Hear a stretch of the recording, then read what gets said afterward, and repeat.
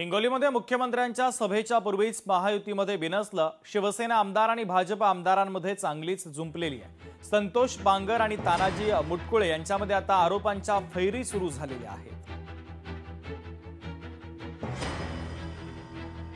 हिंगोली शहराला लागलेला कलंक मित्र, या हिंगोली शहरात जुगाराच्या नाव नव्हतं, मटक्याचं नाव नव्हतं, हिंगोली शहरात रेती माफिया नव्हते।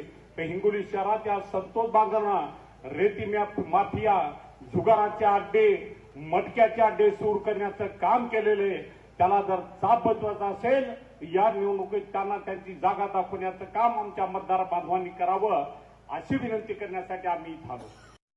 माझ्यावरती 302 चे गुन्हे आहेत, पण तुमच्यासारखा 376चा गुन्हा बाजूला करून घेतला नाही। तुम्ही जे 376 मध्ये डुबले होते, तुम्हाला सांगतो की तुमच्या ड्रायव्हरचा बळी त्या ठिकाणी दिला, तुमच्या गाडीचा नंबर दिला, तुम्ही अकोल्याला पकडल्या गेले, तुम्ही वाशिमला पकडल्या गेले। अरे ते तर सोडून द्या, ज्या मायबाप जनतेने तुम्हाला निवडून दिलं त्या हिंगोलीमध्ये गाडीपुऱ्यामध्ये तुम्ही तोंड काळं केलं आणि कलंक तुम्ही आहात। ज्या पद्धतीने तुम्हाला सांगतो की तुम्ही शेण खाण्याचं काम करता। अरे लोकांच्या घरामध्ये तुमची लायकी नाही कुणाच्या घरामध्ये जाण्याची, तुमची एवढी वाईट नजर आहे। लोकांनी तुम्हाला जर आलं तर तुम्हाला चपला मारून बाहेर काढायला पाहिजे।